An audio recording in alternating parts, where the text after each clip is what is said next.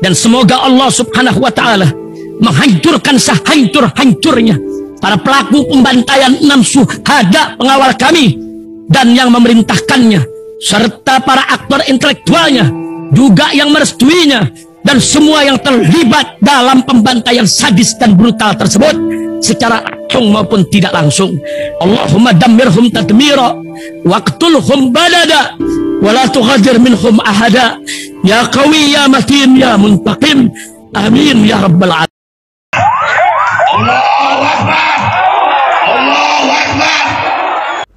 Sabun kalian nggak bisa menghaluskan kulit dan juga nggak menghilangkan gatal. Ganti dengan sabun ini, sabun madu. Khasiatnya luar biasa guys. 6 manfaat madu untuk kulit: mengobati jerawat dan juga penyakit eksim lainnya, mencerahkan kulit, memudarkan bekas luka, memiliki sifat antiseptik alami, mengatasi tanda-tanda penuaan, membersihkan pori-pori kita dan menghilangkan komedo, serta mengobati sunburns. Ganti sabun kalian dengan sabun madu. Order segera di sini.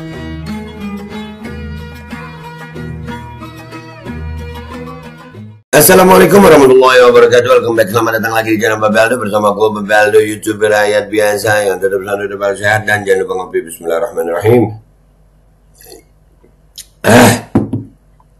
Alhamdulillah rabbil alamin, wassalatu wassalamu ala sayyidil mursalin sayyidina Muhammad wa ala alihi washabihi ajma'in.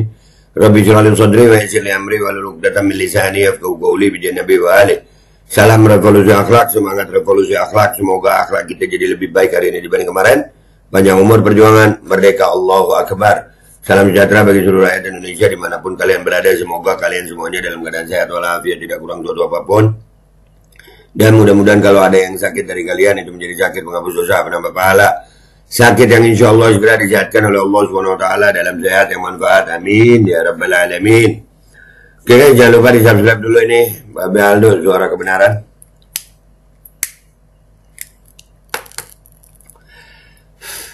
Udah ya, itu backup channel. Mudah-mudahan channel utama nggak ada apa-apa. Amin. Oke, kita masuk ke konten sekarang guys ya. Ini sampai trending di Twitter ya. Di Twitter itu trending Saldi Isra. Ini salah satu dari 3 hakim yang dissenting opinion ya. Ini boleh kita bilang ini hakim yang masih waras lah, hakim konstitusi yang masih waras. Terima kasih buat 3 hakim Mahkamah Konstitusi, Saldi Isra, Ernie Nurbaningsih, dan Arif Hidayat yang menyatakan pendapat berbeda atau dissenting opinion. Kalian masih punya nurani ya, masih punya kewarasan. Ya memang Saldi Isra itu termasuk yang menolak secara keras pencalonan Gibran. Ya cuman ya mau gimana ya? Inilah sistem gitu. Percuma. Ini nggak bakal beres. Kita lihat ke depannya. Segala sesuatu yang dibangun dengan dasar kehancuran ya akan hancur gitu. Nggak bisa. Kita lihat ke depannya. Kita jalani ini semuanya, mau dengan apapun ya kita jalani gitu. Kita jalani. Namanya hidup sayang. Selesai hidup kalau kita mati. Namun kita langsung khotimah. Kita dengar ini pendapatnya Saldi Isra. Nanti fullnya gue taruh di belakangnya. Ini cuma cuplikannya nih. Bismillahirrahmanirrahim. Sambil gue reaksi. Oke? Reasonable doubt. Namun demikian, hakim tidak boleh memutus tanpa adanya dasar bukti sama sekali. Akan tetapi seorang hakim konstitusi dapat memutus sepanjang bukti yang ada dan fakta yang diperoleh dalam persidangan masih relevan serta menambah keyakinan pada diri hakim dalam menjalankan fungsi peradilan konstitusi sebagai amanat pasal 24C ayat 1 Undang-Undang Dasar 1945. Menimbang bahwa sekalipun tidak tunduk pada persoalan angka semata, dalam putusan aku Mahkamah telah menyatakan permohonan pemohon tidak beralasan menurut hukum untuk seluruhnya. Terhadap pertimbangan hukum Mahkamah dalam menanggapi dalil-dalil pemohon, pada pokoknya saya memiliki posisi hukum serupa pada sebagian isu tersebut, terkecuali untuk beberapa persoalan yang menjadi tumpuan perhatian saya, termasuk sebagian argumentasi dalam permohonan. Ada 2 hal yang membuat saya mengambil haluan untuk berbeda pandangan dengan pendapat mayoritas majelis hakim, yaitu dalam 1, persoalan mengenai penyaluran dana bantuan sosial yang dianggap menjadi alat untuk memenangkan salah satu peserta pemilu presiden dan wakil presiden. Bentar Pak Hakim. Ya, itu termasuk yang salah satu nyata-nyata Erlangga Hartarto ikut bagiin, Zulhas ikut bagiin. Yang 5 hakim itu nggak tahu gue kenapa. Ya, Soeharto yang kita harapin bisa pakai hati nurani, kelihatan jelas masalah bansos yang dibagikan secara waktu, rentan waktu yang mepet banget sama pemilu, udah kelihatan banget, itu jelas. Nah, ini Saldi Isra termasuk yang masih waras kayaknya nih. 2, perihal keterlibatan aparat negara, Nah, pejabat itu juga. negara atau penyelenggara di sejumlah daerah. Nah, Tidak mudah untuk membelahnya secara tegas. Kedua masalah tersebut akan diuraikan secara berkelindan sebagai berikut. Bahwa pemohon mendalilkan persoalan di atas dalam uraian yang tersebar dalam sebagian besar permohonan, tanpa bermaksud menyederhanakan permasalahan tersebut, melainkan mempermudah dalam menjawab dalil permohonan. Saya tidak akan menanggapinya dengan memperinci setiap uraian dalil dalam permohonan. Saya mengambil inisiatif untuk menanggapi dalam 2 bahagian besar. Pertama, melihat aspek dalil dan fakta yang dikemukakan secara konkret dan spesifik, kemudian melihatnya secara umum dalam konteks pengelolaan anggaran negara dan pelaksanaan program pemerintah dalam kurun waktu yang berdekatan dengan penyelenggaraan pemilu. Dalam permohonannya, pemohon mengungkapkan fakta dan kejadian tertentu secara spesifik, yaitu dukungan yang diberikan Presiden terhadap pihak terkait, pasangan calon Presiden dan Wakil Presiden nomor urut 2. Dukungan dimaksud sebagaimana dalil pemohon dilakukan dengan cara mengalokasikan anggaran negara tertentu dan diwujudkan melalui pelaksanaan program pemerintah berupa penyaluran dana bantuan sosial. itu jelas. Itu udah sangat jelas. Ini masih waras Saldi Isra.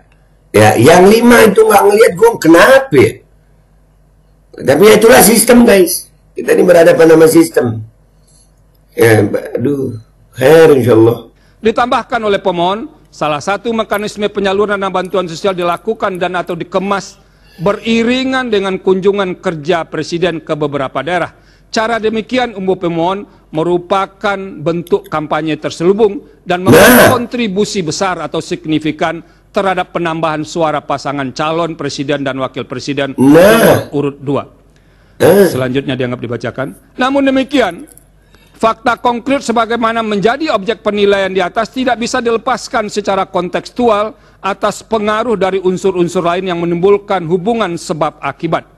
Sebagaimana membaca teks, maka membaca tidak hanya melihat pada huruf mati yang ada di hadapannya, melainkan harus pula mengetahui latar belakang susunan kata dan kalimat untuk dapat memahami makna dari teks dimaksud. Tuh, ini orang masih waras. Ini orang masih waras. Begitu pula halnya dengan membaca sebuah peristiwa. Kejadian itu tidak mungkin berdiri sendiri tanpa ada peristiwa lain yang memengaruhinya. Oleh karena itu, saya akan menilai dalil yang diutarakan pemohon mengenai penyaluran dana bantuan sosial yang dikaitkan dengan pengaruhnya bagi penambahan suara pasangan calon yang mendapat dukungan Presiden secara kontekstual. Hal ini pun sejatinya yang menjadi pertimbangan mahkamah secara umum dengan mengambil inisiatif untuk memanggil dan meminta keterangan beberapa menteri dalam persidangan. Saya percaya mahkamah pun ingin menggali lebih dalam terhadap dalil-dalil dan fakta yang diungkapkan oleh pemohon dan memeriksa silang dalil tersebut kepada pihak yang berwenang berkenaan dengan penyaluran dana bantuan sosial dikaitkan dengan unsur-unsur lain yang menimbulkan relasi sebab akibat. Ada beberapa hal penting yang menjadi pertimbangan saya terkait dengan isu penggunaan bantuan sosial untuk menilainya dalam konteks yang lebih umum, yaitu mengenai hakikat keuangan negara atau anggaran negara dan tugas pemerintahan serta pelaksanaan program pemerintah yang diimplementasikan berhimpitan dengan waktu penyelenggaraan pemilu, inkasu kampanye dan pemungutan suara. Tuh, waktunya, rentan waktu itu dicurigai itu. Dan itu udah kelihatan jelas. Menteri-menterinya juga ikut kampanye. Gimana? Udah ada buktinya, cuman ya begitu, guys. Orang kalau hati nuraninya udah buta mau bilang apa gitu ya. Yang menjadi persoalan besar dalam kaitan antara penggunaan uang dalam pemilu adalah berkenaan dengan sumber dana tersebut. Jikalau uang yang digunakan peserta pemilu bersumber dari keuangan publik atau anggaran negara, maka derajat persoalan yang harus dihadapi akan bertambah kali lipat. Sebab penggunaan keuangan negara yang tidak sesuai dan dapat diartikan sebagai penyalahgunaan kekuasaan. Padahal secara konstitusional, hakikat keuangan negara harus dipergunakan bagi kepentingan umum yang sebesar-besarnya kemakmuran rakyat. Pasal 23 ayat 1 Undang-Undang Dasar 1945. Tanpa boleh ditunggangi untuk kepentingan yang bersifat pribadi maupun segelintir kelompok. Selanjutnya dianggap dibacakan. Oke, ya, jadi guys, ya, kesimpulan gue nih dari Saldi Isra ini, salam waras deh ya, 3 hakim yang dissenting opinion, salam waras, dan sekali lagi, kalau ini ya diteruskan, dan ini kita harus teruskan ini, mau nggak mau ya, udah, keputusannya final dan mengikat, jadi harus diteruskan, cuman kita harus siap-siap ini. Kedepannya pasti akan tidak enak. Kenapa?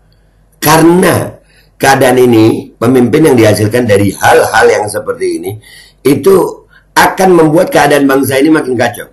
Lihat aja nanti. Tapi paling tidak kita masih punya 3 hakim yang ini gue bilang waras. Ya inilah 3 lawan 5, kalah 3-nya. Walaupun yang 3 itu benar. Gue Babe Aldo, YouTuber biasa, pamit dulu, sampai jumpa di konten gue berikutnya.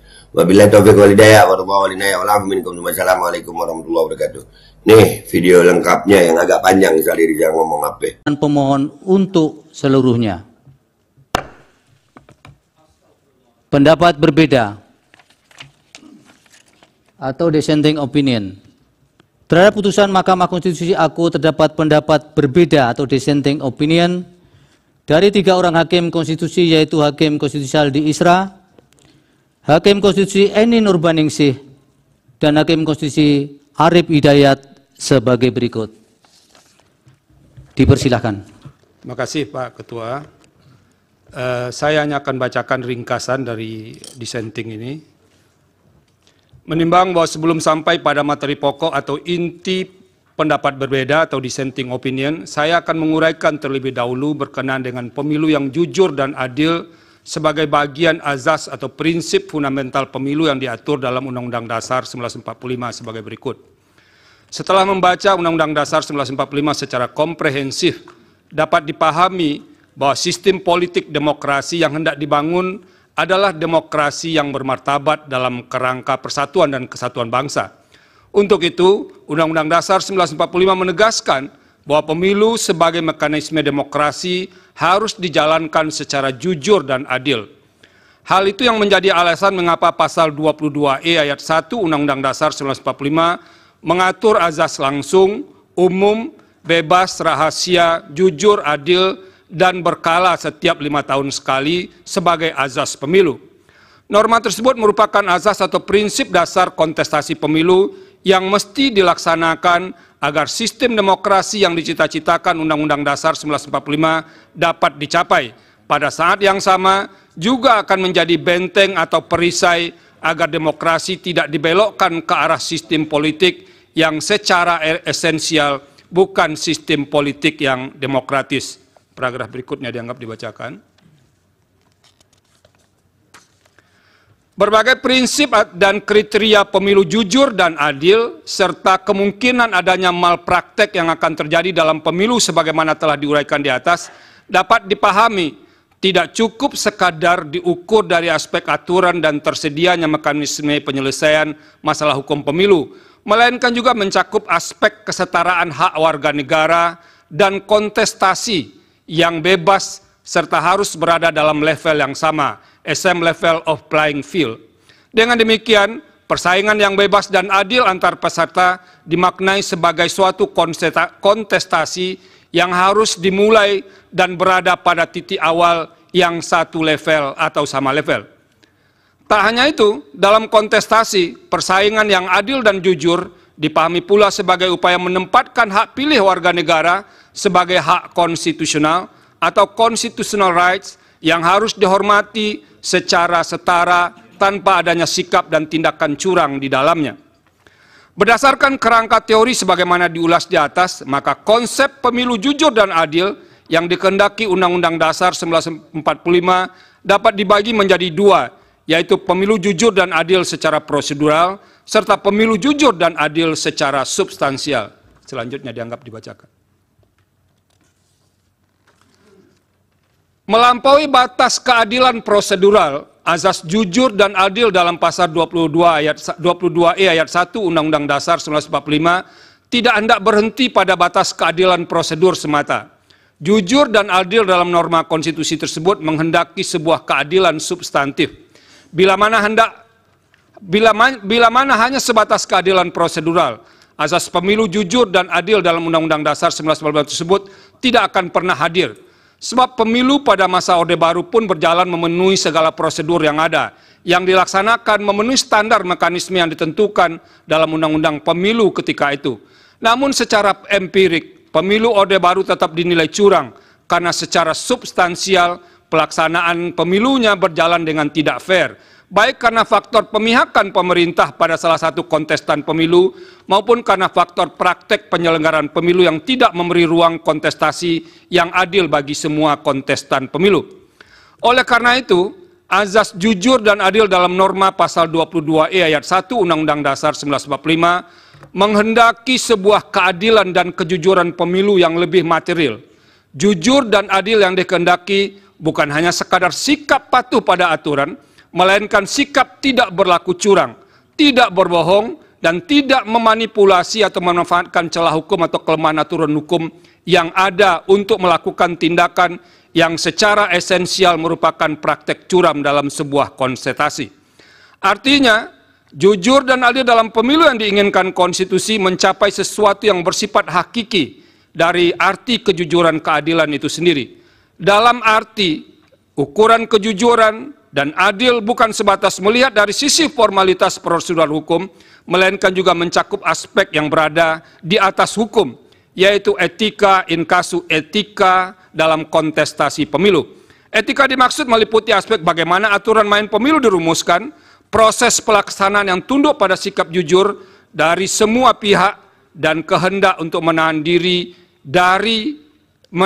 oleh semua pihak untuk tidak memanfaatkan kelemahan hukum pemilu untuk berlaku curang. Pemilu jujur dan adil sesuai dengan kehendak konstitusi adalah pemilu yang diikuti dengan sikap penuh ketulusan dan tidak berbohong, tidak curang, dan tidak memanipulasi dengan jalan apapun. Pemilu jujur dan adil adalah pemilu yang diikuti dengan sikap apa adanya, di mana antara pemilih dan calon yang dipilih sama sekali tidak terikat oleh sebuah praktek transaksi politik yang tidak didasarkan pada sikap dan tindakan yang mencederai kejujuran dan keadilan pemilu, sehingga bermuara pada rusaknya pemilu yang berintegritas. Menimbang bahwa berkenaan dengan semangat untuk mewujudkan azas jujur dan adil tersebut, sebagaimana telah ditegaskan dalam putusan Akuo dan telah dipraktekkan serta menjadi pendirian sejak memutus perselisihan tentang hasil pemilu presiden dan wakil presiden 2004, Mahkamah tidak hanya memutus sebatas angka-angka statistik semata.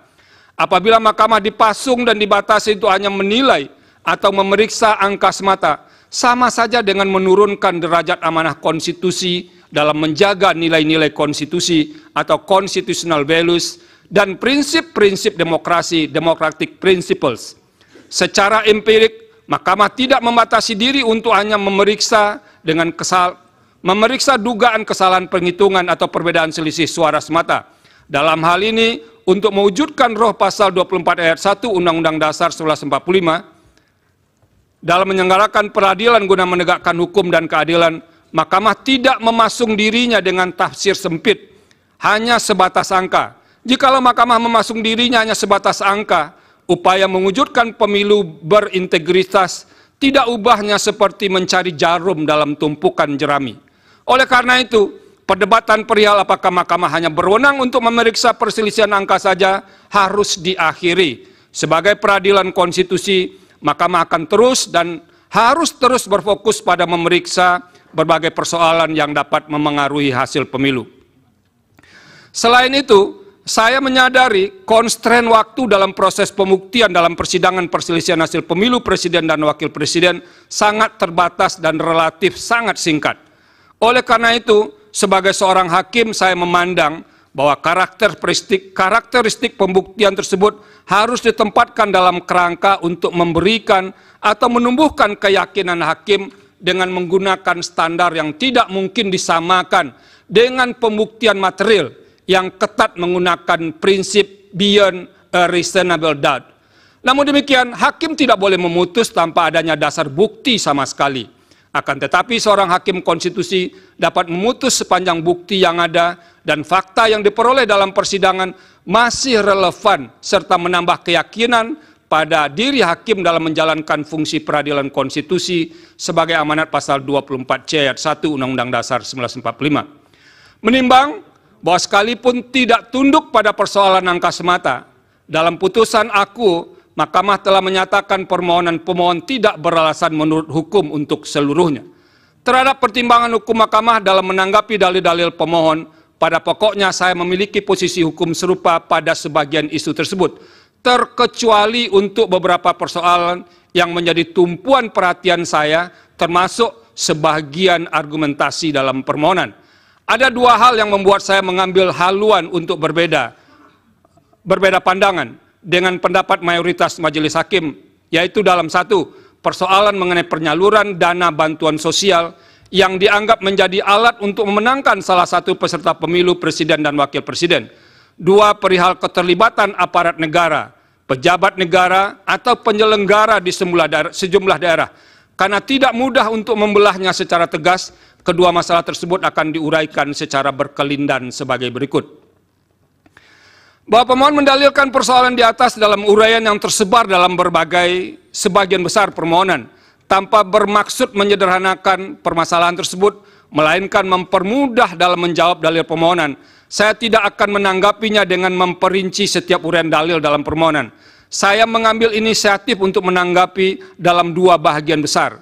Pertama, melihat aspek dalil dan fakta yang dikemukakan secara konkret dan spesifik, kemudian melihatnya secara umum dalam konteks pengelolaan anggaran negara dan pelaksanaan program pemerintah dalam kurun waktu yang berdekatan dengan penyelenggaraan pemilu. Dalam permohonannya, pemohon mengungkapkan fakta dan kejadian tertentu secara spesifik, yaitu dukungan yang diberikan Presiden terhadap pihak terkait, pasangan calon Presiden dan Wakil Presiden nomor urut 2. Dukungan dimaksud sebagaimana dalil pemohon dilakukan dengan cara mengalokasikan anggaran negara tertentu dan diwujudkan melalui pelaksanaan program pemerintah berupa penyaluran dana bantuan sosial. Ditambahkan oleh pemohon, salah satu mekanisme penyaluran dana bantuan sosial dilakukan dan atau dikemas beriringan dengan kunjungan kerja Presiden ke beberapa daerah. Cara demikian umum pemohon merupakan bentuk kampanye terselubung dan memberi kontribusi besar atau signifikan terhadap penambahan suara pasangan calon Presiden dan Wakil Presiden nomor urut 2. Selanjutnya dianggap dibacakan. Namun demikian, fakta konkret sebagaimana menjadi objek penilaian di atas tidak bisa dilepaskan secara kontekstual atas pengaruh dari unsur-unsur lain yang menimbulkan hubungan sebab akibat. Sebagaimana membaca teks, maka membaca tidak hanya melihat pada huruf mati yang ada di hadapannya, melainkan harus pula mengetahui latar belakang susunan kata dan kalimat untuk dapat memahami makna dari teks dimaksud. Begitu pula halnya dengan membaca sebuah peristiwa. Kejadian itu tidak mungkin berdiri sendiri tanpa ada peristiwa lain yang memengaruhinya. Oleh karena itu, saya akan menilai dalil yang diutarakan pemohon mengenai penyaluran dana bantuan sosial yang dikaitkan dengan pengaruhnya bagi penambahan suara pasangan calon yang mendapat dukungan Presiden secara kontekstual. Hal ini pun sejatinya yang menjadi pertimbangan Mahkamah secara umum dengan mengambil inisiatif untuk memanggil dan meminta keterangan beberapa menteri dalam persidangan. Saya percaya Mahkamah pun ingin menggali lebih dalam terhadap dalil-dalil dan fakta yang diungkapkan oleh pemohon dan memeriksa silang dalil tersebut kepada pihak yang berwenang berkenaan dengan penyaluran dana bantuan sosial dikaitkan dengan unsur-unsur lain yang menimbulkan relasi sebab akibat. Ada beberapa hal penting yang menjadi pertimbangan saya terkait dengan isu penggunaan bantuan sosial untuk menilainya dalam konteks yang lebih umum, yaitu mengenai hakikat keuangan negara atau anggaran negara dan tugas pemerintahan serta pelaksanaan program pemerintah yang diimplementasikan berhimpitan dengan waktu penyelenggaraan pemilu, inkasu tahap kampanye dan pemungutan suara. Yang menjadi persoalan besar dalam kaitan antara penggunaan uang dalam pemilu adalah berkenaan dengan sumber dana tersebut. Jikalau uang yang digunakan peserta pemilu bersumber dari keuangan publik atau anggaran negara, maka derajat persoalan yang harus dihadapi akan bertambah berkali lipat. Sebab penggunaan keuangan negara yang tidak sesuai dan dapat diartikan sebagai penyalahgunaan kekuasaan. Padahal secara konstitusional, hakikat keuangan negara harus dipergunakan bagi kepentingan umum yang sebesar-besarnya kemakmuran rakyat. Pasal 23 ayat 1 Undang-Undang Dasar 1945, tanpa boleh ditunggangi untuk kepentingan yang bersifat pribadi maupun segelintir kelompok. Selanjutnya dianggap dibacakan. Dalam konteks penyelenggaraan pemilu presiden dan wakil presiden tahun 2024, program pemerintah tidak sepenuhnya dapat dilekatkan dengan aspek teoritis dalam konsep political budget cycle, sebab tidak terdapat petahana dalam pemilihan presiden dan wakil presiden. Presiden yang saat ini memegang jabatan tidak menjadi peserta pemilu, meskipun sebagai pribadi orang yang sedang memegang jabatan tersebut tetap memiliki hak untuk memberikan dukungan politiknya kepada salah satu pasangan calon peserta pemilihan. Konsekuensinya, ia juga diberi dan memiliki kesempatan untuk melakukan kampanye dalam rangka mempengaruhi pemilih untuk memberikan suaranya kepada pasangan calon yang didukungnya. Akan tetapi, dukungan tersebut semestinya adalah dalam kapasitasnya sebagai pribadi dan bukan sebagai pemegang kekuasaan pemerintah yang masih harus menyelesaikan program-program pemerintahannya. Pada titik inilah kemudian yang menjadi sulit untuk menilai tindakan seorang presiden sebelum dan selama penyelenggaraan pemilu. Dalam hal ini, orang yang memegang jabatan tertinggi di jajaran pemerintahan tersebut dapat saja berdalih bahwa percepatan program yang dilakukannya adalah dalam rangka menyelesaikan program pemerintahan yang akan habis masa jabatannya. Namun program dimaksud pun dapat digunakan sebagai kamuflase dan dimanfaatkan sekaligus sebagai piranti dalam memberikan dukungan atas pasangan calon peserta pemilihan presiden dan wakil presiden. Dalam upaya menilai dan memutus persoalan ini, dengan memeriksa secara saksama bukti-bukti yang disampaikan oleh para pihak dalam persidangan, ditambah dengan keterangan yang disampaikan oleh para menteri. Fakta persidangan menunjukkan bahwa aturan prosedural pengelolaan anggaran negara telah dilalui secara patut dan layak sehingga dalam proses dan tata kelola tidak mengindikasikan ada kesalahan administrasi. Namun demikian, tugas utama seorang hakim adalah memutus perkara yang diajukan kepadanya, ke hadapannya secara adil. Selain itu, hakim harus menemukan kebenaran sesuai dengan fakta dan didukung oleh bukti yang meyakinkan.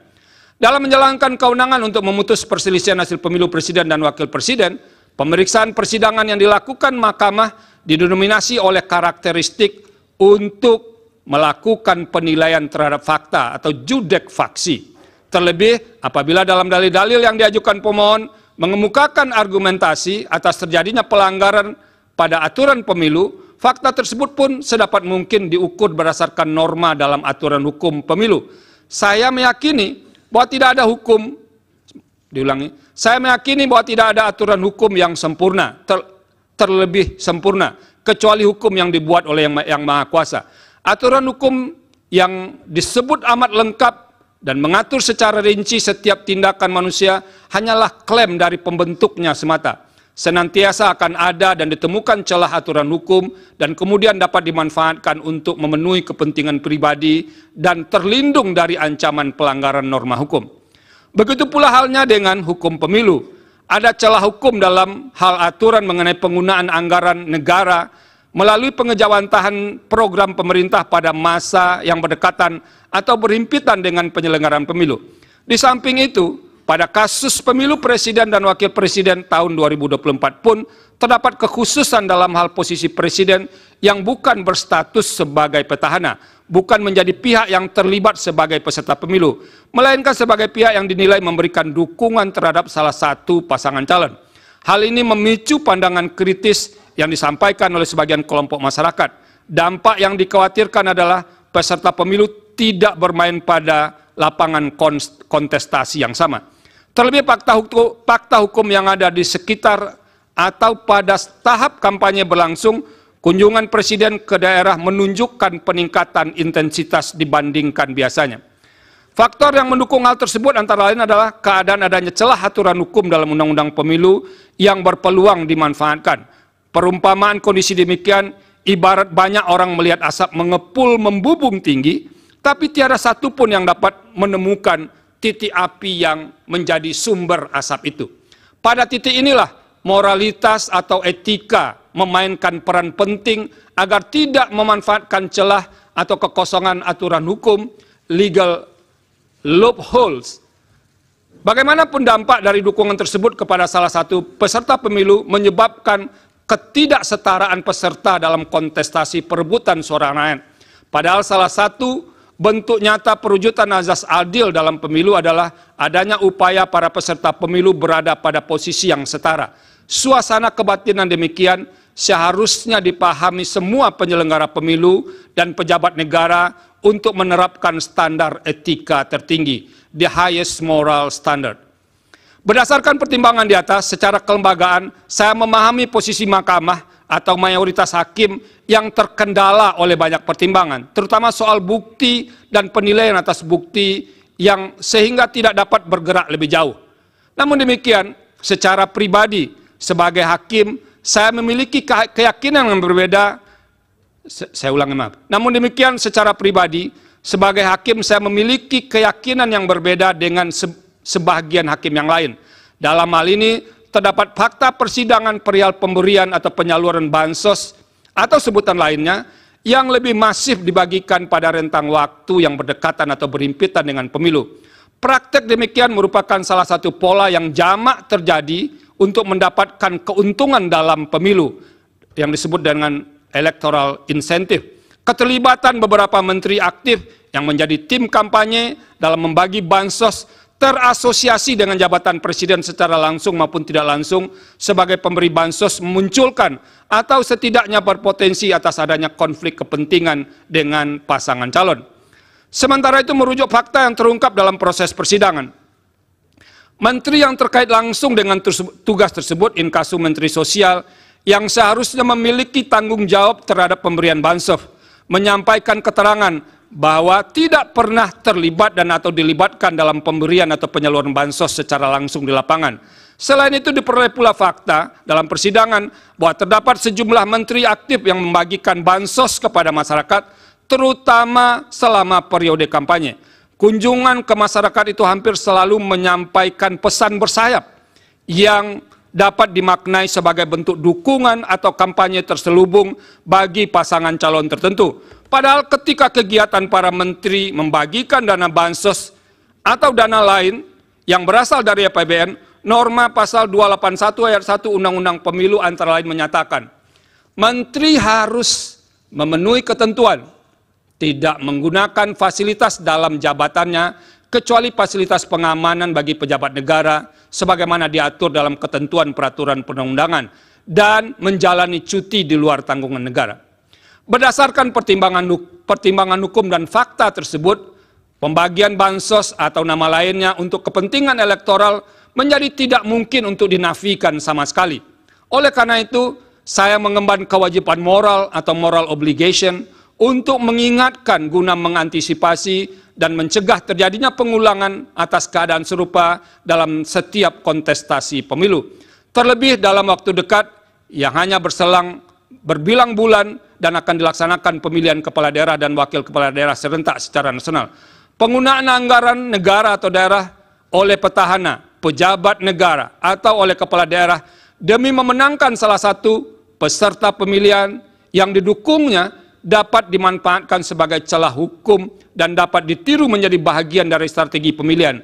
Dengan menyatakan dalil akuo terbukti, maka akan menjadi pesan jelas dan efek kejut, deterrent efek kepada semua calon kontestan dalam pemilihan kepala daerah dan wakil kepala daerah bulan November 2024 yang akan datang untuk tidak melakukan hal serupa.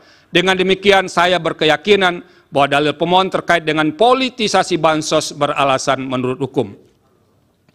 Bahwa dalam kaitan dengan dalil di atas, pemohon mengemukakan beragam tindakan yang dilakukan oleh aparat atau penyelenggara negara disertai dengan alat bukti untuk mendukung argumentasinya. Dalam persidangan, termohon telah menyampaikan sanggahan terhadap beberapa dalil yang disampaikan pemohon, dan Bawaslu serta pihak terkait pun telah memberikan keterangan serta bantahan ihwal dalil akuo. Salah satu posisi atau jabatan pemerintah yang kerap muncul dalam fakta persidangan adalah persoalan netralitas penjabat atau PJ kepala daerah dalam proses pemilu. Sebagaimana kita pahami, PJ kepala daerah yang terdapat di sekitar PJ kepala daerah yang terdapat di sekitar tahapan pemilu 2024, ini maaf tolong diperbaiki 2024, termasuk pemilu presiden dan wakil presiden merupakan konsekuensi masa transisi menuju penyelenggaraan pemilihan kepala daerah dan wakil kepala daerah serentak pada bulan November 2024. Sebagai PJ kepala daerah, mereka bukan berasal dari hasil pemilu, tapi ditunjuk oleh pejabat yang berwenang, inkasu Menteri Dalam Negeri atau Presiden. Secara normatif, eksistensi PJ kepala daerah didasarkan pada norma 201 ayat 9, ayat 10, dan ayat 11 Undang-Undang 10 2016. Artinya, pengisian PJ kepala daerah telah direncanakan dan diatur jauh sebelum penyelenggaraan pemilu 2024. Selain berkenaan dengan PJ kepala daerah, kepala desa termasuk salah satu aparatur negara yang kerap didalilkan pemohon, khususnya terkait dengan netralitas aparatur penyelenggara. Ikhwal hal tersebut didasarkan pada fakta di persidangan, terdapat banyak laporan kepada pengawas pemilu terkait dengan netralitas PJ kepala daerah, karena dinilai memihak kepada salah satu pasangan calon. Selain itu, pengerahan kepala desa pun menjadi fakta yang dilaporkan dan juga muncul di persidangan. Setelah membaca keterangan Bawaslu dan fakta yang terungkap di persidangan, serta mencermati alat bukti para pihak secara saksama, saya menemukan bahwa terdapat masalah netralitas PJ kepala daerah dan pengerahan kepala desa yang terjadi, antara lain di Sumatera Utara, Jakarta, Banten, Jawa Tengah, Kalimantan Barat, dan Sulawesi Selatan.